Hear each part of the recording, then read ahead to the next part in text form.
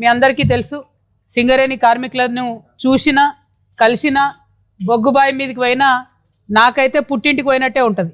ఎందుకంటే మా బంధం ఇప్పటిది కాదు. ఉద్యమ కాలం నుంచి గత 20 సంవత్సరాల నుంచి కష్టమైన నష్టమైన సింగరేణి కార్మికులతోని కలిసి పనిచేయడం, వారి కష్టాలలో మేము వారికి తోడు ఉండడం, వారు తెలంగాణ ప్రజలకు తోడు ఉండడం అనేది జరుగుతూ వస్తుంది. 100 సంవత్సరాల పైచిలకు మన మొత్తం ఉమ్మడి ఖమ్మం జిల్లాకు కూడా అన్నం పెట్టినటువంటి సంస్థ సింగరేణి సంస్థ.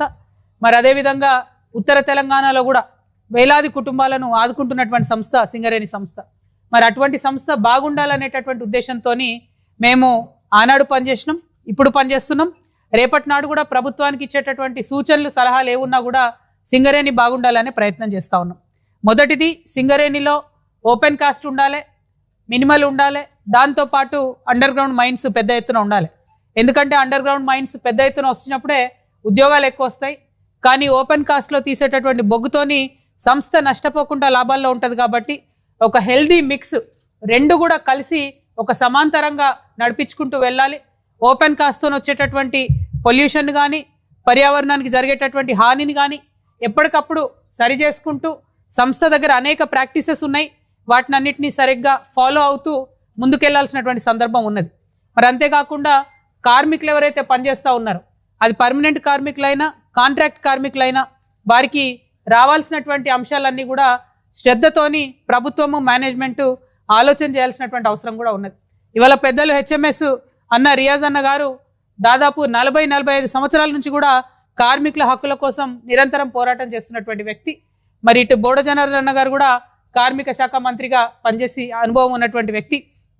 మరి ఇట్లాంటి పెద్ద నాయకులందరి ఆధ్వర్యంలో కార్మికుల హక్కు కోసం తెలంగాణ రక్షణ సేన సగర్వంగా పనిచేస్తూ ముందుకు వస్తూ ఉంది. మొదటి దఫా బాయిబాట చేసినప్పుడు మేము చాలా స్పష్టంగా చెప్పడం జరిగింది, ప్రభుత్వం సింగరేణి సంస్థను నష్టాల్లోకి నెడతా ఉన్నది, మీరే 54,000 కోట్ల రూపాయలు ఇవ్వాలి, అది ఇవ్వకుండా సంస్థను ఇబ్బంది పెడతా ఉన్నారు. ఎందుకు అంటే డైరెక్ట్గా ఇవాళ గని లోపలికి దిగేటటువంటి కార్మికుడికి ఆఫీసర్లు పనిముట్లు ఇవ్వడం లేదు. ఎందుకు ఇవ్వడం లేదు అని అంటే పనిముట్లు కొనడానికి మా దగ్గర డబ్బు లేదు, ప్రభుత్వం డబ్బు ఇవ్వలేదని స్ట్రేట్ ఫార్వర్డ్గా ఆఫీసర్లు చెప్తున్నటువంటి పరిస్థితి. పనిముట్లు లేకపోతే 300 మీటర్ల లోతున 600 మీటర్ల లోతున దిగినటువంటి కార్మికుడి యొక్క భద్రతకు మరి ఎవరు భరోసా ఇవ్వాలి? పనిముట్లు లేనటువంటివి, మెషిన్లు రిపేర్ కాకుండా ఉంటే అదనంగా అయ్యేటటువంటి శారీరక శ్రమకు ఏమన్నా కాంపన్సేషన్ ఇస్తున్నామా? ఇస్తలేం. ఇవాళ ఇక్కడికి డిస్మిస్ కార్మికులు వచ్చినారు, 100 మస్టర్ 150 మస్టర్ అని చెప్పి వాళ్ళకేమో స్ట్రిక్ట్ రూల్స్ పెడతారు. కార్మికులు బాయిలోకి దిగాలంటే 8:30 లోపల మ్యాన్ రైడింగ్ మెషిన్ ఎక్కాలా, లేకపోతే బంద్ చేస్తామని చెప్తారు. మరి ఆ రూల్స్ రెగ్యులేషన్స్ ఆఫీసర్లకు వర్తించవు, ఆ రూల్స్ రెగ్యులేషన్స్కి పెద్ద జాబ్లు ఉన్న వాళ్ళకి వర్తించవు.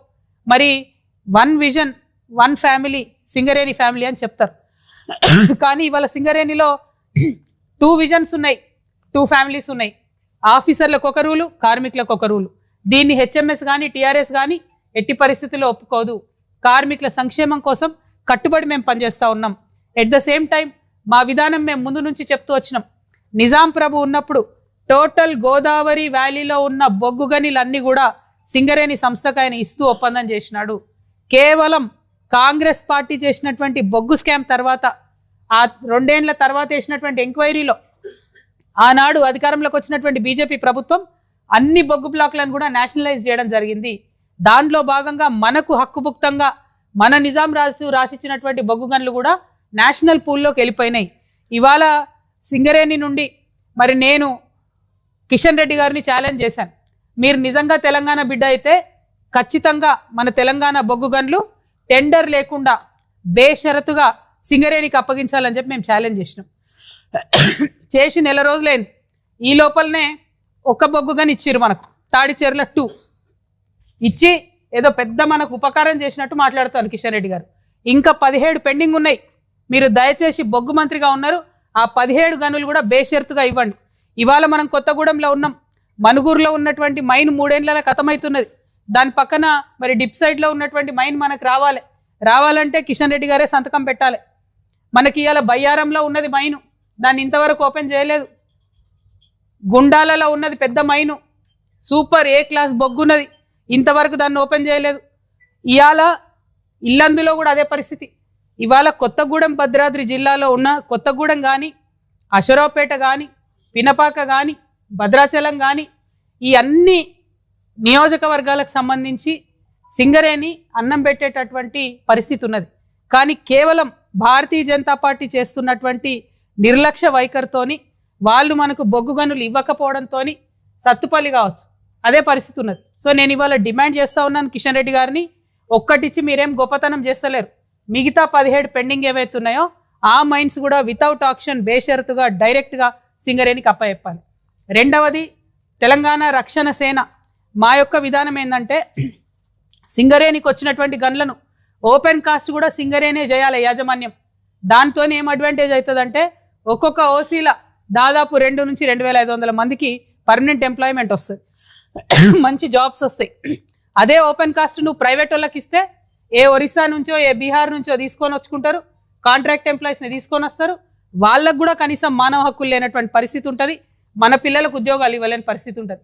ఇవాళ ఇదే సత్తుపల్లిలో ముఖ్యమంత్రి గారి బావమరిది గారికి ఓపెన్ కాస్ట్ మైన్ ఉన్నది. ఇప్పుడు వస్తుంటే కూడా మా కార్మికులు అడిగినారు, అక్క లోకల్ వాళ్ళకి జాబ్లు ఇస్తలేరు, ఒక 50 మంది కన్నా ఇయ్యమనండి అని అడిగింది. అడుక్కోవాలన్నా మనము? కాంట్రాక్ట్ ఇచ్చి ఉల్టా మేము అడుక్కునే పరిస్థితి వస్తున్నది. ఇందుకే చెప్తా ఉన్నాం, పాలసీ నిర్ణయం జరగాలి, ఓపెన్ కాస్ట్ ప్రభుత్వం మన సింగరేణియే చేసుకోవాలి. ఇవాళ తాడిచెర్ల 2 ఏదైతే కేంద్ర ప్రభుత్వం ఇచ్చిందో దాన్ని కూడా పోయినసారి బీఆర్ఎస్ గవర్నమెంట్ ఏఎంఆర్ అనే సంస్థకు తాడిచెర్ల 1 బొగ్గు బ్లాక్ ఇచ్చింది. తాడిచెర్ల 2 మాత్రం సింగరేణియే టేకప్ చేయాలి. MDO మైనింగ్ డెవలప్మెంట్ ఆపరేటర్ అనేటటువంటిది ఉంటుంది. అంటే కంప్లీట్గా ప్రైవేట్ వ్యక్తులకు ఇచ్చేస్తారు మైన్ మొత్తం. తాడిచెర్ల 1 అట్లనే ఇచ్చిండ్రు. ఇవ్వడం వల్ల ఏమైంది, సింగరేణికి ₹1 కూడా లాభం రాలేదు, ఒక్క తెలంగాణ బిడ్డకు కూడా ఉద్యోగం రాలేదు. ఆ సామ్రాజ్యం వేరే ఉంటుంది, ప్రైవేట్ వాడిది ఉంటుంది. అక్కడ ఎంతమందికి ఉద్యోగాలు ఇచ్చిరో కూడా తెలిసే పరిస్థితి ఉండదు. ఆనాడు దొడ్డిదారులు ఇచ్చిరు, జెన్కోకి ఇచ్చి జెన్కో నుండి ఏఎంఆర్కి ఇచ్చిర్రు. సో దానికి సంబంధించి మన కంట్రోల్ ఉండదు. ఇవాళ తాడిచెర్ల 2 ఎట్టి పరిస్థితులలో ఏఎంఆర్ కావచ్చు, ఇంకోరు కావచ్చు ఇవ్వడానికి లేదు. సింగరేణి కంట్రోల్లోనే ఉండాలి, సింగరేణి డెవలప్ చేయాలనేది మా డిమాండ్. ఈ విధంగా సింగరేణి సంస్థను కాపాడుకోవాలి, కాపాడుకుంటూ ముందుకెళ్లాలనే ఉద్దేశంతో మేము పనిచేస్తూ ఉన్నాం. మరి ఒక పక్క సింగరేణి సంస్థను కాపాడుకుంటూ ఇంకొక పక్క సింగరేణి కార్మికులు 62,000 మంది తెలంగాణ రాకముందు సింగరేణిలో కార్మికులు ఉండే. ఇవాళ సంఖ్య 38,000, 2,000 ఆఫీసర్లు, 38,000 కార్మికులు. 62,000 నుండి 38,000కు పడిపోయింది. అది కూడా ఆనాడు డిపెండెంట్ ఎంప్లాయ్మెంట్ గురించి కేసీఆర్ గారు నిర్ణయం తీసుకుంటే మేమందరం ఆఫీసర్లు ఎంటబడి కోర్టులలో కేసులు కాకుండా ఎవరు అప్లై చేస్తే వాళ్లకు ఖచ్చితంగా అన్ఫిట్ చేయాలి. వాళ్ళ పిల్లకి ఇచ్చుకుంటాడా, పిల్లగానికి ఇచ్చుకుంటాడా, అల్లునికి ఇచ్చుకుంటాడా, పక్కింటి ఆయనకి ఇచ్చుకుంటాడా, మాకు అవసరం లేదు. సింగరేణి గని కార్మికుడు జీవితాంతం బాయిలకు దిగి బొక్కల వంకర పోయి నడుము వంగిపోయే పరిస్థితి వస్తుంది. కాబట్టి వాళ్ళకి ఆ చాయిస్ ఇవ్వాలి అని చెప్పి మేము ఆనాడు చాలా లిబరల్గా డిపెండెంట్ ఎంప్లాయ్మెంట్ పాలసీ చేసినాం. ఇవాళ అదంతా బొడగొడుతున్నారు కాంగ్రెస్ వాళ్ళు. కేవలం డబ్బు ఎవరికి ఇస్తే వాళ్ళని అన్ఫిట్ చేయాలనేటటువంటి పరిస్థితి వచ్చింది. ఆ పరిస్థితి ఉండకూడదు. ఖచ్చితంగా ప్రతి నెలలో 2 సార్లు అన్ఫిట్ చేయాలి, మెడికల్ బోర్డు పెట్టాలి అని మేము డిమాండ్ చేస్తూ ఉన్నాం. ఆ డిమాండ్ మామూలుగా చేయడం లేదు. ఇప్పటికే పెండింగ్ ఉన్నాయి 2,000 అప్లికేషన్లు. అవి క్లియర్ కావాలంటే మంత్లీ 2 టైమ్స్ మెడికల్ బోర్డు పెట్టాలి. అవి క్లియర్ అయిన తర్వాత మంత్లీ ఒకసారి పెట్టినా కూడా నడుస్తుంది. కానీ మీరు స్పష్టంగా గవర్నమెంట్ ఆర్డర్ ఇస్తారా, సింగరేణి నుంచి పత్రికా ప్రకటన ఇస్తారా, మాకు సంబంధం లేదు. మీరు క్లియర్గా చెప్పాలి. మీ అనుబంధ సంఘాలతోని లీకులు చేయించడం, మెడికల్ బోర్డు పెడుతున్నాం 15వ తారీఖు నాడు అంటే కుదరదు. మీకు మేము లాస్ట్ మంత్ 20th నెల రోజులు టైం ఇచ్చినాం ప్రభుత్వానికి. వచ్చే 20వ తారీఖు లోపల సింగరేణి నుండా ప్రభుత్వం నుండా విస్పష్టమైన ప్రకటన చేయాలి. లేకపోతే ప్రజాస్వామ్యయుతంగా నేను నిరవధిక నిరాహార దీక్ష రామగుండం ఏరియాలో చేపట్టడం జరుగుతుంది. ఎందుకంటే సింగరేణి గని కార్మికుల యొక్క హక్కును కాపాడడానికి మా ప్రాణాలనైనా పనంగా పెట్టి పోరాటం చేస్తామని చెప్తున్నాం. చెప్పడమే కాదు, చేసి చూపిస్తాం కూడా. ఇంకొక మాట, 3,000 మంది అలియాస్ నేమ్స్తో ఇబ్బంది పడే కార్మికులు ఉంటారు. తండ్రికి ఓ పేరు ఉంటుంది, కొడుకు జాబ్ ఎక్కుతాడు, ఈ జాబ్ కానటువంటి పరిస్థితి విచిత్రంగా ఉంటుంది. సో ఇప్పుడు వాళ్ళు మళ్ళీ పోదాము అనుకుంటే మీ పేరు లేదు కదా మ్యాచింగ్ అని కొత్త ఉద్యోగం ఇయ్యనటువంటి పరిస్థితి ఉంటుంది. పైగా విజిలెన్స్ కేసులు పెట్టి ఒక 150 మందిని వేధిస్తూ ఉన్నారు. కామెడీ ఏంటంటే 10వ తరగతి లేదంటారు. సింగరేణికి చదువుకి ఏం సంబంధమో నాకు అర్థమైతలేదు. ఎందుకంటే అంతకుముందు ఇక్కడ మనం సింగరేణి మొదలు స్టార్ట్ అయినప్పుడు రన్నింగ్ పెట్టి తీసుకున్నారు జాబ్స్. అప్పుడు చదువుకు అవసరం లేదు, ఫిజికల్ ఫిట్నెస్తో సంబంధం ఉంటుంది సింగరేణిలో. అవన్నీ కూడా పక్కకు పెట్టి కేవలం డబ్బులు దండుకోవడానికి ఈ ప్రభుత్వం చేస్తుంది. అలియాస్ పేర్ల సమస్య కూడా తీర్చాలి. డిస్మిస్ కార్మికులకు సంబంధించి వారికి వన్ టైం సెటిల్మెంట్ కింద మళ్ళొకసారి జాబ్ ఇచ్చి అవకాశం ఇవ్వండి. ఈసారి కండిషన్స్ లిబరల్గా పెట్టండి. వారిని అందరినీ కూడా జాబ్లోకి తీసుకోవాలని నేను డిమాండ్ చేస్తూ ఉన్నాను. అంతేకాదు, ఇక్కడ కొత్తగూడెంలో సాంబశివరావు గారు ఉన్నారు, ఎమ్మెల్యే గారు. ఆయన అధికారం పంచుకుంటాడు, కానీ కార్మికులకు మెడికల్ బోర్డు పెట్టకుండా అన్యాయం జరిగితే మాట్లాడరు. కార్మికులకు ఏదైతే వాగ్దానం చేసిండ్రో సొంత ఇంటి కళ, దాని గురించి ఒక్క అడుగు ముందుకు పడకపోయినా సాంబశివరావు గారు మాట్లాడరు. 25 లేబర్ కోడ్లు దేశవ్యాప్తంగా కుదించి 4 లేబర్ కోడ్లు వేసిన సాంబశివరావు గారు మాట్లాడరు. కానీ ఎర్ర జెండా వేసుకుంటారు, కాంగ్రెస్ పార్టీతో అలైబలై చేసుకుంటారు. ఎర్ర జెండా అంటేనే విప్లవాల జెండా, ఎర్ర జెండా అంటేనే కార్మికుల పక్షాన నిలబడాల్సినటువంటి జెండా. కానీ ఆ జెండాను పక్కకు పెట్టి వారి సొంత ఎజెండా కోసం ఇవాళ సాంబశివరావు గారు పనిచేయడంతో కార్మికులకు అన్యాయం జరుగుతూ ఉంది. నేను ఎమ్మెల్యే గారిని డిమాండ్ చేస్తూ ఉన్నాను, మీరు అధికారం పంచుకుంటూ ఉన్నారు, ఇవాళ లేబర్ చట్టాలను మేము ఇంప్లిమెంట్ చేయము అని చెప్పి అసెంబ్లీలో మీరు తీర్మానం చేయించండి, రెజల్యూషన్ పాస్ చేయించి కేంద్ర ప్రభుత్వానికి పంపించండి. అప్పుడే మీకు చిత్తశుద్ధి ఉందని చెప్పి మేము నమ్ముతాం తప్పితే లేకపోతే ఇంకోటి కాదు. ఇంకొక మాట చెప్పాలా, మరి రేపు ఉమ్మడి ఖమ్మం జిల్లాకు ముఖ్యమంత్రి గారు రాబోతా ఉన్నారు. రైతుకు సభ పెడుతున్నాడు ఆయన. రైతులకు సభ పెట్టి రేపు ఒక 60,000 మందికి రైతు బంధులు వేస్తారంట. జనాలేమో ప్రజలేమో వాళ్ళకు ఒకటేసారి ఓట్లు వేసిరు, కానీ వీళ్ళేమో ఇన్స్టాల్మెంట్లలో రైతు బంధులు వేస్తారు, ఇన్స్టాల్మెంట్లలో పెన్షన్లు వేస్తారు. అది కూడా ఏంది 30 నెలల్లో 3 సార్లు ఎగబెట్టిరు. ఒకసారి సగం వేసిరు 2 ఎకరాల కాడికే, 2 సార్లు మాత్రం పూర్తిగా వేసిండ్రు. అంతేకాదు, ఇంకో పక్క యూరియా, దాన్ని అయితే మరీ ఘోరం. మొన్నటిదాకా యాప్ పెట్టిరు. ఆ యాప్ వద్దు మహాప్రభు అని మేమందరం మొత్తుకుంటే ఇప్పుడు యాప్ తీసేసి మీ సేవా కేంద్రంలో పెడతాడట. అంటే రైతు ఎద్దు ఇడవాలి, వ్యవసాయం ఇడవాలి, నాగలు ఇడవాలి, అన్ని ఇడిచిపెట్టి ఆయన పోయి మీ సేవా కేంద్రంలో లైన్ కట్టి కూర్చోవాలి, ఆడికి పోయి యూరియా తెచ్చుకోవాలి. ఎందుకోసం ఇవి ఎక్కడ లేని వింత పోకడలు, లేని ఎక్స్పెరిమెంట్లన్నీ రైతులతో ఎందుకు చేయాలి ముఖ్యమంత్రి గారు? పైగా ముఖ్యమంత్రి గారు ఇక నాకంటే మించిన రైతు బాంధవుడు లేదన్నట్టు ఆయన మాట్లాడుతూ ఉన్నాడు. బోనస్ ఇస్తామని చెప్పారు కదా అన్ని పంటలకు, ఒక్కసారి తప్పితే ఎవరికి బోనస్ ఇవ్వలేదు. ఇప్పుడేమో మేము చెప్పిన 7 రకాల వడ్లేస్తేనే బోనస్ ఇస్తామని చెప్పి మళ్ళా బోగస్ మాటలు మాట్లాడుతూ ఉన్నారు. ఇవన్నీ పక్కకు పెట్టి రేపంట లక్షలాది మందితో కలిసి డిప్యూటీ సీఎం గారు ఖమ్మంలో సభ పెడతా ఉన్నారట. నేను కొత్తగూడెం ప్రజల తరఫున, కొత్తగూడెం జిల్లా ప్రజల తరఫున ఒకటే ప్రశ్న వేస్తా ఉన్నా. ఖమ్మం నుంచి 3 మంత్రులు ఉన్నారు. సరే, ఉమ్మడి ఖమ్మం అన్న ఈ ప్రాంతం మీద కూడా వారికి ప్రేమ ఉండాలి. అన్ని ప్రాజెక్టుల హెడ్ వర్క్స్ ఏమో కొత్తగూడెం జిల్లాలో ఉన్నాయి, నీళ్ళన్నీ ఖమ్మానికి పోతున్నాయి. మరి కొత్తగూడెం ప్రజల పరిస్థితి ఏంటి? ఇల్లందు ప్రజల పరిస్థితి ఏంటి? సత్తుపల్లి వాళ్ళ పరిస్థితి ఏంటి? అశరావుపేటల పరిస్థితి ఏంటి? వీళ్ళకి నీళ్ళు ఇవ్వరా? ఇచ్చే ఉద్దేశం కూడా లేదా మీకు? ఆ విషయం రేపు ముఖ్యమంత్రి గారు మాట్లాడాలి. మీరు రైతుల కోసం పెడుతున్న మీటింగు కేవలం ఖమ్మం రైతుల కోసమే కాదు కదా, రాష్ట్ర రైతులందరి గురించి కూడా మాట్లాడాలి. ఇక ముఖ్యమంత్రి గారు సొంత జిల్లా, నిన్ననే నేను ఇక్కడికి వస్తుంటే మహబూబ్ నగర్ జిల్లా నుంచి రైతులు వచ్చిరు నా దగ్గరికి. ఈ ప్రభుత్వానికి నిజంగా రాష్ట్రపతి అవార్డు ఇవ్వాలి. రైతుల మీద రౌడీ షీట్లు ఓపెన్ చేసిన మొట్టమొదటి ప్రభుత్వం ఈ ప్రభుత్వం. అక్కడ ఇథనాల్ ఫ్యాక్టరీ పెడితే రాష్ట్రం మొత్తం ఒక 28 ఇథనాల్ ఫ్యాక్టరీలు ఉంటే ఒక 7 పనిచేస్తున్నాయి. అందులో అన్ని చోట్ల నిరసనలు వ్యక్తం అవుతున్నాయి. అందులో ఒక 5 మహబూబ్ నగర్ జిల్లాలోనే ఉన్నాయి, ముఖ్యమంత్రి గారు సొంత జిల్లాలో. అది కూడా ఎవరిది? బీఆర్ఎస్ ఎంపీ పార్థసారథి రెడ్డి గారిది. ఆయన కూడా మీ ఖమ్మం బిడ్డనే. పార్థసారథి రెడ్డి గారిది ఫ్యాక్టరీ ఉంది అక్కడ. ఒక 500 ఎకరాల సామ్రాజ్యం అది. అక్కడ ఎవరి లోపలికి ఒక మనిషిని రానియరు. అక్కడ 10,000 మంది ఆడబిడ్డలు కూర్చొని, రైతు భార్యలు కూర్చొని ధర్నా చేసి దీక్ష చేస్తే కూడా ఆ ఫ్యాక్టరీని మూసేస్తలేరు. పైగా 90 మంది మీద కేసులు పెట్టిండ్రు. అందులో 9 మంది రౌడీ షీటర్లు పెట్టిండ్రు రైతుల మీద. ఒక జూనియర్ లెక్చరర్ ఉన్నాడండి, గవర్నమెంట్ జూనియర్ లెక్చరర్. ఆయనను 3 రోజులు 3rd డిగ్రీ వేసి ఆయనను సర్వీస్లోకి వెళ్ళి తీసేసి ఇప్పుడు ఆయన మీద రౌడీ షీటర్ పెట్టిరు. అది ఏం ప్రభుత్వము, ఎవరి కోసం పనిచేస్తుంది అర్థం కానటువంటి పరిస్థితి. మీరు రేపు రైతు సభ పెడుతున్నారు కాబట్టి ముఖ్యమంత్రి గారిని డిమాండ్ చేస్తున్నా, మీరు రైతు సభలో మాట్లాడే లోపల మీ సొంత జిల్లా మహబూబ్ నగర్ జిల్లాలో మీరు ఏదైతే రౌడీ షీట్లు పెట్టిరో రైతుల మీద అది తొలగించండి. 90 మంది మీద ఏదైతే కేసులు పెట్టినరో అది తొలగించండి. మీ మహబూబ్ నగర్ జిల్లాను పాయిజన్ చేస్తున్న ఆ ఇథనాల్ ఫ్యాక్టరీని మీరు మూసేయండి. ఇక్కడ బిడ్డనే బండి పార్థసారథి రెడ్డి గారు కాబట్టి వారిని నేను రిక్వెస్ట్ చేస్తూ ఉన్నా. ఇంకా జోక్ ఆఫ్ ద సెంచరీ ఏంటంటే మీ పార్థసారథి రెడ్డి గారిది, ఆయన్నే కంపెనీ పెడతాడు, ఎట్రో కంపెనీ. ఆయన్నే మందులు తయారు చేస్తాడు, ఆయన్నే మొత్తం మన భూమిలో విషం పోస్తాడు, ఎథనాల్తోని భూమిలో విషం పోస్తాడు. మళ్ళీ ఆయన్నే క్యాన్సర్ హాస్పిటల్ పెడతాడు. ఆ క్యాన్సర్ హాస్పిటల్కి మళ్ళీ మన ప్రభుత్వం భూమి ఇస్తుంది. ఆనాడు బీఆర్ఎస్ భూమి ఇచ్చింది, ఇప్పుడు కాంగ్రెస్ ఇంకొంచెం దానికి వెసులుబాటు చేసి మళ్ళీ భూమి ఇచ్చింది. అంటే రోగం వాళ్ళే ఇస్తారు, క్యాన్సర్ హాస్పిటల్కి కూడా మనమే పోయి ట్రీట్మెంట్ చేసుకోవాలి.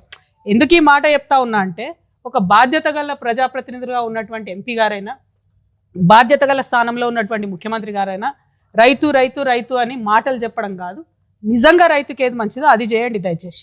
రైతులు మొత్తుకుంటుంటే కూడా పచ్చటి పొలాలలో ఇథనాల్ ఫ్యాక్టరీలు పెట్టడం కరెక్ట్ కాదు. మేము పోయి గద్వాల్లో ఉద్యమం చేస్తే పెద్ద ధన్వాడ దగ్గర ఫ్యాక్టరీ అక్కడ నుంచి తరలించే పరిస్థితి తీసుకొని వచ్చినాం. పోయి అక్కడే కూర్చున్నాం బంద్ చేసేంత వరకు. మరి ఇక్కడేమో ఉద్యమాలు చేస్తే రౌడీ షీట్లు పెట్టి వాళ్ళని ఇబ్బంది పెడుతున్నారు.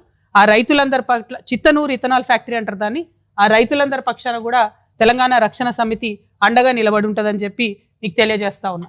ఇంకొక మాట, ముఖ్యమంత్రి గారు ఇక రైతులు యూరియా వస్తలేరు అన్నది మర్చిపోవాలి, బోనస్ ఇస్తలేరు అన్నది మర్చిపోవాలి, అప్పుడో ఇప్పుడో రైతు బంద్ వేస్తున్నారన్న విషయం మర్చిపోవాలి. కాబట్టి కాళేశ్వరం ఇష్యూ తీసుకొచ్చి ముంగట పెట్టి దాన్ని డైవర్ట్ చేసే ప్రయత్నం చేశారు. నిన్న పెద్ద ఎత్తున పవర్ పాయింట్ ప్రజెంటేషన్ ఇచ్చారు నిన్ననో మొన్ననో ముఖ్యమంత్రి గారు, కాళేశ్వరం ఇట్లయింది అట్లయిందని.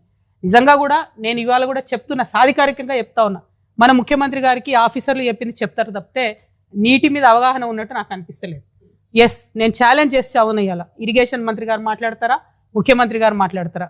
కన్నెపల్లి పంప్ హౌస్ ద్వారా మేడిగడ్డ బ్యారేజ్తో సంబంధం లేకుండా కరెక్ట్ ఒక 1/2 కిలోమీటర్ చిన్న రాక్ గోడ కడితే, రాళ్ళ గోడ కడితే డైరెక్ట్గా నీళ్లు అన్నారం పోతాయి, సుందిల పోతాయి, అక్కడ నుంచి ఎల్లంపల్లికి పోతాయి, అక్కడ నుంచి మిడ్మానేర్కి పోతాయి, మిడ్మానేర్ నుంచి ఎస్ఆర్ఎస్పికి పోతాయి, పునరుజ్జీవన పథకానికి పోయేటి అవి అటు పోతాయి, మా నిజాం సాగరు, మా మల్లన్న సాగరు, కొండపోచమ్మ సాగరు వాటన్నిటికి వచ్చేటి అవి వస్తాయి. నల్గొండ దాకా కాకతీయ కెనాల్ల నీళ్లతోని టోటల్ ఒక 30 lakh వాటికి కూడా వాటర్ పంపించేటటువంటి అవకాశం ఉంటుంది. కానీ కేవలం అవగాహన రాహిత్యంతో, అహంకారంతో, అవినీతి మరకలు పాత గవర్నమెంట్ మీద వేయాలన్నటువంటి దుగ్ధతోని ఇంతమంది రైతులు ఇన్ని లక్షల ఎకరాలను ఎండబెడతా ఉన్నారు ముఖ్యమంత్రి గారు. ఇది కరెక్ట్ కాదు. నిన్న మీరు ఒక పార్టీ మీద మీరు విమర్శ చేయాలి కాబట్టి అది మేడిగడ్డ కడితే ఇట్లయితుంది అట్లయితుంది కూలిపోతుంది, నేను మేస్త్రిని నాకు తెలుసు ఇల్లు ఎట్లా కట్టాను అని చెప్పారు. సంతోషం, మీరు మేస్త్రే. నేనేమంటున్నా, మేస్త్రి గారు ఒక 1/2 కిలోమీటర్ మీరు రాళ్ళ కూడా కడితే అసలు మేడిగడ్డ బ్యారేజ్ని పక్కకు తీసి కంప్లీట్గా అన్నారం సుందిల్లని తీసుకోవచ్చు. ఏ ఎక్స్పర్ట్ వచ్చినా, ఏ ఇంజనీర్ గారిని అడిగినా ఈ విషయం చెప్తారు. చెయ్యగలిగి ఉండి కేవలం ప్రజలు మభ్యపెట్టి మోసం చేస్తూ ఉన్నారు. ఇక వీళ్ళు కాంగ్రెస్ పార్టీ నుండి ఇట్లా మోసం చేస్తే అసలు టోటల్ బీఆర్ఎస్ పార్టీకి అవినీతి మరకలు అంటడానికి, టోటల్ కాళేశ్వరం ప్రాజెక్టులో అవినీతి అనకొండ అయినటువంటి హరీష్ రావు గారు వచ్చి పల్లికి తీసుకుంటే ఆయన ప్రెస్ మీట్ పెడతాడు. ఇక పాలమూరు ప్రాజెక్టులో అన్యాయం చేసింది ఆ గుంటనక్క, కాళేశ్వరంలో అన్యాయం చేసింది ఆయన. ఈయననే తప్పు చెప్పి ప్రజల్ని డైవర్ట్ చేస్తుందంటే ఆయన వచ్చి ఆ డ్రామా ఇంకొంచెం పెంచి ఆయన ఏందేందో మాట్లాడిపోయాడు. నేను అంటున్నా కదా, అదే గుంటనక్కను ఎవరి వల్ల అయితే అవినీతి జరిగిందో ఆయననే ముందట పెడుతున్న బీఆర్ఎస్ పార్టీ ఈ జన్మల బాగుపడదు, ఈ జన్మల అధికారంలోకి రాదు. ఇవాళ అవినీతితో కూరుకుపోయి ఉన్నటువంటి విషయాన్ని బయట పెడతా ఉన్నాను నేను చాలా స్పష్టంగా. వీరొక్కరే కాదు, నిన్న మొన్న కూడా చూస్తూ ఉన్నాం, చాలా విషయాలు బయటకు వచ్చినాయి. కేటీఆర్ గారు వారి స్నేహితుడి కోసం పర్మిషన్ ఇవ్వడానికి మరి ఎన్ని రకాలుగా అదలా బదిలీ జరిగిందనేటటువంటిది అన్ని పత్రికలలో చాలా ప్రముఖంగా వచ్చింది. ఇన్ని రోజులు నేను చెప్పలే చాలా విషయాలు, ఇవాళ ఎందుకు చెప్తా ఉన్నా అంటే, అన్న మాట్లాడుకుంటూ ఒక మాట చెప్పారు మా జనార్దన్ అన్న గారు, మేము పార్టీ పెట్టుకున్నాం, మమ్మల్ని మీరు పార్టీలకు వెళ్ళి తీసేసి అవినీతి గురించి మాట్లాడినందుకు. నేను ఆగిపోలేదు కదా, నేను సాగాలి కదా, ప్రజల మధ్యలో ఉండాలనుకుంటున్నా. నేను నా పార్టీ పెట్టుకున్నాను, ఎలక్షన్ కమిషన్ పోయినాను, నా పని నేను చేసుకుంటున్నా. 1.5 కాలంగా ఒక 6 నెలలు, ఫస్ట్ 6 నెలలు చెప్పాలి ప్రజలకు కాబట్టి మీ గురించి చెప్పి వదిలేసి తర్వాత నేను ప్రజా సమస్యలు మాట్లాడుకుంటూ వెళ్తున్నా. కానీ వాళ్ళు మాత్రం ఎలక్షన్ కమిషన్కి 1000 కంప్లైంట్స్. మరి భయం లేదన్నారు కదా, నేను పార్టీ పెట్టుకుంటే మీకు ఇబ్బంది లేదన్నారు కదా, మేము అడిగిన ప్రశ్నలకు ఇంతవరకు జవాబు చెప్తలేరు కదా, మరి ఎందుకు ఈ చాటుమాటు వెన్నుపాటు వ్యవహారాలు? ఎవరన్నా మీలాంటి పత్రికా మిత్రులు మా వార్త రాస్తే సిగ్గు లేకుండా గుంటనక్క ఫోన్ చేసి ఎందుకు వేస్తున్నారు వార్తలు ఏకండి. అదేవిధంగా ఇంగ్లీష్ మాట్లాడతాడు కేటీఆర్ సార్ కాబట్టి ఇంగ్లీష్ వాడు ఎవడన్నా వార్త వేస్తే ఢిల్లీకి ఫోన్ చేసి ఎందుకు వేస్తారని నేను అడుగుతాడు ఇంగ్లీష్లో. వాళ్ళు ఫోన్ చేసి చెప్తారు నాకు. ఇంత సిగ్గులేని వ్యవహారం ఎందుకు? ఒక ఆడబిడ్డగా నేను చాలా ధైర్యంగా ప్రజల మధ్యలో ఉంటాను, నేను వెళ్తున్నా. ఆంబోతుల్లాగా అడ్డగాడిదల్లాగా ఎందుకు నా కాళ్ళలో కట్టెలు పెట్టే పనులు చేస్తున్నారు నాకు అర్థమవుతలేదు. ఏం అవసరం ఉంది మీకు? ఒక్క ప్రశ్నకైనా సమాధానం చెప్పిరా నేను అడిగిన వాటికి? ఇంకా నేను ఎక్కడ కూడా పర్సనల్ ఇష్యూస్ మాట్లాడని కూడా నా ప్రాణం పోయినా. కానీ ఆ బీఆర్ఎస్ పార్టీలో వీళ్ళిద్దరూ జోడెడ్లలాగా నడపాల్సిన వాళ్ళు ఇద్దరు కూడా దున్నపోతుల్లాగా ప్రజల ఇష్యూలు మర్చిపోయి కేవలం అవినీతి ఇష్యూస్ మాట్లాడడం, ఇప్పటికి కూడా అడ్డగోలుగా అవినీతి పరులను కాపాడడం. మొన్న నేను ఉద్యమకారుల పక్షాన పోయి అక్కడ ఉద్యమం చేస్తున్నా అండి. ఏం డ్రామా చేసిండ్రు కాంగ్రెస్ బీఆర్ఎస్ కలిసి?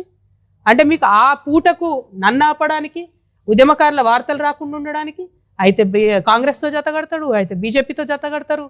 ఏముంటుంది నీతి నియతు న్యాయం ఏముండదా? ఒక పార్టీకి ఒక లైన్ ఉండదా?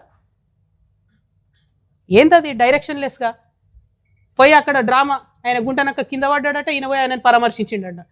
ఏడ కింద పడ్డాడో ఏమైందో అసలు ఎంత విచిత్రం అంటే ఆ రోజంతా మీరు చూస్తే ప్రతి ఒక్కరికి ఫోన్లు చేసి మీరు ఉద్యమకారుల వార్తలు వేయొద్దు. ఎందుకు వేయొద్దు? వచ్చేదా తెలంగాణ ఉద్యమకారులు లేకపోతే? మీరు మాట్లాడతలేరు. నేను ఒత్తిడి తెస్తున్నా కాంగ్రెస్ ప్రభుత్వం మీద, ఉద్యమకారులకు ఇచ్చిన మాట చేయాలని. మీకేం ప్రాబ్లము? మీరెందుకు అడ్డుపడతాను? ఎస్, ఇవాళ అడుగుతా ఉన్నా నేను. 1400 కోట్లు ఇవాళ బీఆర్ఎస్ పార్టీ అకౌంట్లు ఉన్నాయి కదా, అవి క్విట్ ప్రోకి కింద వచ్చినాయి కాదా?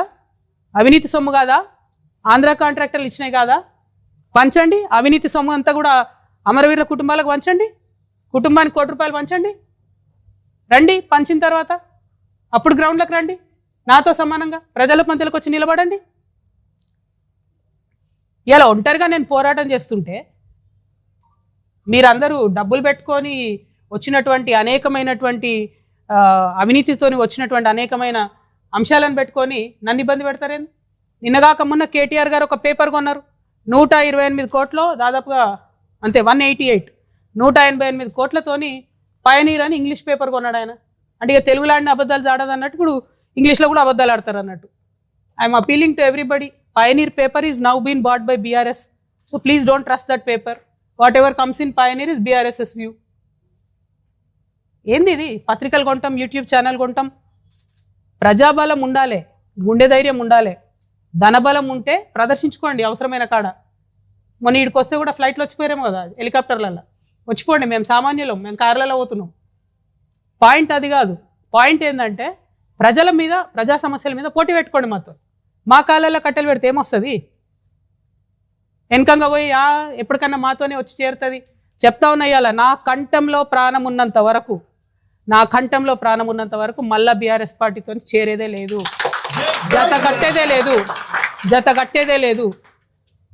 ఎందుకు చెప్తున్నా అంటే బాధతో చెప్తున్నా. నేను మళ్ళీ చెప్తున్నా, పర్సనల్గా నేను ఎంత హ్యూమిలేషన్ గురైనా ఒక్క విషయం కూడా నేను బయట చెప్పలేదు, చెప్పాను. రాజకీయంగా డెఫినెట్గా చెప్పిన, ఇంకా చాలా చెప్తా. ఇలా పొద్దున్నే ఫీనిక్స్ ట్వీట్ చేసిన నేను, 80,000 కోట్ల తెలంగాణ ప్రజల ఆస్తుంది. ఎవడబ్బా సొమ్ము ఇచ్చింది? ఎవరు? హరీష్ రావు గారు, కేటీఆర్ గారు కాదా ఫీనిక్స్ అనే సంస్థను పెంచి పోషించింది, కాపాడింది? ఎక్కడోడు వాడు? తెలంగాణోడా, ఆంధ్రోడా? ఎందుకని పంచిపెడతారు మీరు? ఇప్పుడు దాన్ని, అవినీతిని ఇప్పుడున్న గవర్నమెంట్ కంటిన్యూ చేస్తుంది కదా. మీరు తెరిస్తే కిటికీలు. జాతీయ పార్టీలకు ఏముంటుంది తెలంగాణ ఆంధ్ర ఫీలింగు? తెలంగాణ భూములు కాపాడుకోవాలని వాళ్ళకి ఎందుకు ఉంటుంది? వాళ్ళు వచ్చి డోర్లు తెరిచిరు ఇవాళ అవినీతికి. 33 లక్షల టన్నుల కలప అండి కొడతాడు వాడు, ఫీనిక్స్ కంపెనీ వాడు. 10 కేసులు పెట్టింది ఫారెస్ట్ డిపార్ట్మెంట్. సింపుల్గా ఫైన్ కట్టి పక్కకి వెళ్ళిపోయాడు. కొట్టచ్చా 33 లక్షల కలప? హైదరాబాద్ నగరం నడిబొడ్డున ఎడ దొరుకుతుంది అంత గ్రీనరీ? ఇవ్వడానికి వీళ్ళకి లేదు. కేసు పెట్టిన ఫారెస్ట్ డిపార్ట్మెంట్ కూడా ఇంతవరకు కుయ్యి అంటలేదు, కై అంటలేదు. మేము వదిలిపెట్టాం. నేను చెప్తున్నా, భూ పోరాటం, భూదందా, భూ కబ్జా నేను ముందే చెప్పిన. 2014 నుంచి తెలంగాణ వచ్చినప్పటి నుంచి నేను అధికారంలోకి వచ్చేదాకా అన్ని రివ్యూ చేస్తాం. కేసీఆర్ గారు గవర్నమెంట్ ఇచ్చింది రివ్యూ చేస్తాం, రేవంత్ రెడ్డి గారు గవర్నమెంట్ ఇచ్చిన భూములు కూడా రివ్యూ చేస్తాం. తెలంగాణ ప్రభుత్వ భూములు, తెలంగాణ ప్రజల భూములు, ధార్మిక సంస్థలకు సంబంధించిన భూములు, అప్పనంగా తింటున్నటువంటి భూములు అన్నీ కూడా కక్కిస్తాం చెప్తాను. ఒక్కరిని కూడా వదిలిపెట్టాం. మీ ఫ్రెండ్స్ కావచ్చు, మీకు ఎవరన్నా కావచ్చు, మీ బిజినెస్ పార్ట్నర్లు కావచ్చు. ప్రజల ఎజెండా లేదు, పని చేసుకునేటోళ్ళను అడ్డం పడాలా? ప్రజాస్వామ్యయుతంగా చేసుకుంటున్నా కదా నా పని నేను. ఏంటి ప్రాబ్లం మీకు? దమ్ముంటే డైరెక్ట్గా కొట్లాడండి, రోడ్డు మీదకి రండి, పంచిపెట్టండి 1400 కోట్లు. రండి రోడ్డు మీదకి నాతో పాటు నిలుసుందాం, సమానంగా పోదాం. ఇవాళ ఒకటే రిక్వెస్ట్ చేస్తున్న ప్రజలకు, నేను ఆవేశంలో, కోపంలో చెప్తలేను, నేను ఆవేదనతో చెప్తా ఉన్నా. ఎందుకంటే తెలంగాణ ఉద్యమంలో అమరవీరులను ఈ భుజాల మీద మోసినాం మేము. సువర్ణ అనే పాప చచ్చిపోతే ఆ శవాల మీద వాడి ఏడ్చినాం మేము. ఆనాటి నుండి ఈనాటి వరకు కూడా తెలంగాణ ఉద్యమకారుల పక్షానే నిలబడ్డానే. మీ అందరికీ తెలుసు, సింగరేణిలో కాంట్రాక్టర్లతో ఎవరు మాట్లాడుకున్నారో తెలుసు, కార్మికుల పక్షాన ఎవరు ఉన్నారో మీకు తెలుసు. దాస్తే దాగేటి విషయాలు కాదు ఇవి. ఎక్కడ ఆగవు అవినీతి చేస్తే. ఇవాళ రేపు ఉన్న సమాజంలో బోల్డన్ ఉంటాయి, ఒక్క నిమిషంలో బయటపడుతుంది. నాకు ఇంత గుండె ధైర్యం ఎందుకుంది, నిక్కచ్చిగా ఎందుకు మాట్లాడుతున్నా? నేను ఆ పార్టీలో ఉన్నప్పుడు కూడా నేను ఫైట్ చేసిన ఉద్యమకారుల కోసం. ఆ పార్టీలో ఉన్నప్పుడు కూడా తెలంగాణ వనరులు కాపాడడం కోసం ఫైట్ చేసిన. తెలంగాణ కాంట్రాక్టర్లకు ఇవ్వాలి, ఆంధ్ర కాంట్రాక్టర్లకు ఎందుకని ఫైట్ చేసిన? ఎందుకంటే తెలంగాణలో ఉన్న చిన్న చిన్న కాంట్రాక్టర్లు ఉద్యమాలు చేసే సందర్భంలో చాలా సంఘాలకు డబ్బులు ఇచ్చి తోలేదు వాళ్ళను. తెలంగాణలో ఉన్న చిన్న చిన్న బడ్జెట్ స్కూల్స్ బస్సులు ఇచ్చి తోలేదు వాళ్ళను ఉద్యమాలకు. నా నిజామాబాద్ జిల్లాలో నేను ఎంపీగా ఉన్న 10 ఏళ్లలో నారాయణను చైతన్యను అడుగుపెట్టనియలే నిజామాబాద్ జిల్లాలో. నేను అంత కట్టరుగున్నా. నేను ఇలా అదే నారాయణకు చైతన్యకు పాలు అమ్ముకుంటాడు హరీష్ రావు. మళ్ళీ డిమాండ్ చేస్తున్న ముఖ్యమంత్రి గారు, నేను పెద్ద పెద్ద స్కూల్స్ 500 జనాభా దాటితే విజయ డైరీ పాలే కొనాలా. 100% తెలంగాణ రైతులకు లాభం జరగాలి, పాడి రైతులకు. ప్రైవేట్ వాడికి లాభం జరిగేది ఏంది? ఫీజులు తగ్గిస్తున్నాడా? ఫీజుల నియంత్రణల కోసం చట్టాలు తేవాలంటే వీరు చేసిండ్రా? రిక్వెస్ట్ ఒకటే నేను ప్రజలందరితో కూడా, దయచేసి అల్టిమేట్గా రాజకీయంగా ఎవరి అంశాలు వాళ్ళు, ఎవరి ఎజెండా వాళ్ళు చెప్పుకుంటాం, ప్రజల దగ్గరకు వస్తాం. ప్రజలు నచ్చితే అధికారంలో ఉంటాం, ప్రతిపక్షంలో ఉంటే పదవులు ఇవ్వకపోతే ఇంట్లో వండం. తెలంగాణ రక్షణ సేన అది కాదు. అధికారంలో ఉన్నా లేకున్నా నేను బలంగా ప్రజాస్వామ్యం నమ్ముతా. పార్టీ ఉండడమే పవర్. పార్టీ అనేది పవర్లో ఉంటే అదనం పవర్. కానీ ఒక పొలిటికల్ పార్టీ అంటేనే పవర్, ఒక రాజకీయ పార్టీ అంటేనే పవర్. ఆ పవర్ చూపిస్తున్నాం ఇవాళ మేము. ఇవాళకి 73వ రోజు మా పార్టీ పెట్టి ప్రధాన ప్రతిపక్షంగా ఎన్ని ఉద్యమాలు చేసినారో చేసినామో మీరందరూ చూస్తున్నారు. పోయిన 20వ తారీఖు మేము బాయిబాటకు అక్కడ పోతే ఇవాళ కంపల్షన్కి వచ్చింది కదా ప్రభుత్వం. కేంద్ర ప్రభుత్వం దిగొచ్చి గనులు ఇస్తుంది, రాష్ట్ర ప్రభుత్వం దిగొచ్చి మెడికల్ బోర్డు పెడతామంటుంది, అలియాస్ నేమ్స్లకి కమిటీ వేస్తామంటుంది. పోరాటం అంటే ఇట్లా ఉంటుందా? లేకపోతే నాకు పదవి ఇచ్చినప్పుడే వస్తా? ఇంకా ఈ అందానికంటే హరీష్ రావుకు 3 నెలలు మినిస్ట్రీ ఇవ్వాలంట, మళ్ళా ఇరిగేషన్ మంత్రి. తిన్నది సరిపోతలేదా బాబు? సరిపోవట్లేదా? ఇంకా కూడా చేసిన అవినీతి సరిపోవట్లేదా? పెద్ద మనిషికి అంటించిన అవినీతి మరకలు సరిపోతలేదా? అనకొండలాగా తయారైనటువంటి వీళ్ళందరినీ కూడా గమనించాలని చెప్పి నేను ప్రజల్ని కోరుతా ఉన్నాను. నా రిక్వెస్ట్ సింపుల్గా ఒకటే, మేము ఒక పార్టీ పెట్టుకున్నాం, పార్టీ పేరు రక్షణ సేన అని వచ్చింది, మేము అడిగింది కాదు. 5 పేర్లు అడిగితే వాళ్ళకెళ్ళి వాళ్ళు ఒకటి ఇచ్చిర్రు. ఇక దాన్ని ఓడగొట్టాలని ప్రయత్నం చేస్తూ ఉన్నారు. దేవుడు నా పక్షాన ఉన్నాడు, న్యాయం నా పక్షాన ఉన్నది. అల్టిమేట్గా విజయం నాదవుతుందని నేను అనుకుంటున్నా. ఏ పేరు వచ్చినా సరే ఆశీర్వాదం ప్రజలది ఉండాలి. ప్రజల పక్షాన్ని నిలబడి కొట్లాడాలి. Every single day, every issue నేను ప్రజల నుండి ఫైట్ చేస్తా. నేను మళ్ళీ ఛాలెంజ్ చేస్తున్నా బీఆర్ఎస్ పార్టీ వాళ్ళను, ఎస్పెషలీ సోషల్ మీడియాలో ఉండి సొల్లు మాటలు మాట్లాడేటోళ్ళను.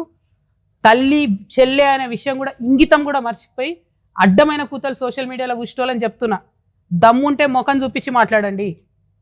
ఇష్టం వచ్చినట్టు కమెంట్స్ పెడితే చూస్తూ ఊరుకోరు. సభ్యత, సంస్కారం ఉండాలి. ఇది ఆంధ్ర కాదు, అడ్డమైన తిట్లు తిడితే చూసుకుంటూ ఊరుకోవడానికి. మర్యాద ఉంటుంది తెలంగాణలో, అది పాటించండి. ఇంగితం ఉండాలి కొంచెమన్నా. బీఆర్ఎస్ పార్టీ సోషల్ మీడియాకి నేను హెచ్చరిక చేస్తా ఉన్నా. మీ ఇంట్లో కూడా తల్లి ఉంటుంది, మీ ఇంట్లో కూడా చెల్లె ఉంటుంది. దమ్ముంటే ఇష్యూ మీద మాట్లాడండి. ఎస్, నేను ఇలా బాజాప్తా చెప్తున్నా. ప్రదీప్ కన్స్ట్రక్షన్కి డెఫినెట్గా క్విట్ ప్రో కో కిందనే కేటీఆర్ గారు ఇచ్చినారు, అవినీతి చేసినారు. దాని మీద చెప్పండి సమాధానం. దమ్ముంటే దాని మీద చెప్పండి. బూతులు తిట్టడాలు, ఎటుపడితే అటు మాట్లాడాలు, నా ఫోటోలు తీసి ఇంకే ఫోటోలు పెట్టడాలు కరెక్ట్ కాదు, పద్ధతి అది. హరీష్ రావు గారి మీద స్పెసిఫిక్ ఆరోపణలు చేసిన నేను. దమ్ముంటే వాటి మీద మాట్లాడండి. అంతేగాని మా దగ్గర సోషల్ మీడియా ఉంది, ముఖం చూపించే అవసరం లేదు, ఏది పడితే అది పెడతామంటే చూస్తూ ఊరుకోరు. సభ్యత ఉంటుంది, నైతికత ఉంటుంది. తల్లి చెల్లి అని భేదం మర్చిపోయిన వాళ్ళు ఏం చేస్తారా ప్రజలకు? మీరు రేపొద్దున నాకు అర్థం కాదు. అంతేనా? మీ ముంగట ఉంటే ఒక 5-6 హౌల పొరాలు ఉంటే వాళ్ళని వదిలేసి ఎటు పడితే అటు మాట్లాడమని చెప్తారా సోషల్ మీడియాలో? నా దగ్గర లేరా? ఏ పార్టీలో లేనంత యూత్ మా పార్టీలు ఉంది. నేనేం చెప్తా మా యూత్కి? ఒకటే మాట చెప్తా, తిట్టొద్దు, ఇష్యూ మాట్లాడండి అని చెప్తా నేను. మళ్ళీ చెప్తున్నా, ఇలా ఛాలెంజ్ చేసి చెప్తున్నా, ఏ పార్టీలో లేనంత యూత్ ఇలా తెలంగాణ రక్షణ సేన దగ్గర ఉంది. బట్ మేము సభ్యతగా ఉంటాం, సంస్కారంగా ఉంటాం.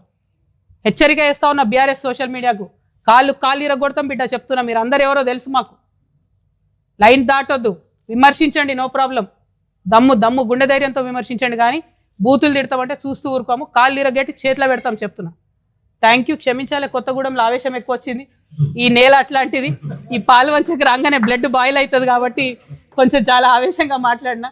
బట్ మీ అందరికీ ఇంతసేపు వేచి చూసినటువంటి పత్రికా మిత్రులకి మళ్ళొకసారి మా బాయిబాట యొక్క ప్రధాన ఉద్దేశం కార్మికులకు సంబంధించినటువంటి అంశాలు, అందులో డిపెండెంట్ అలియాస్ నేమ్స్, ఈ రెండిటి మీద విస్పష్టమైన ప్రకటన 20వ తారీఖు లోపల రాకపోతే 20వ తారీఖు నుండి నేను తెలంగాణ రక్షణ సేన తరఫున సంయుక్తంగా HMSతో కలిపి నిరవధిక నిరాహార దీక్ష చేయబోతా ఉన్నాం.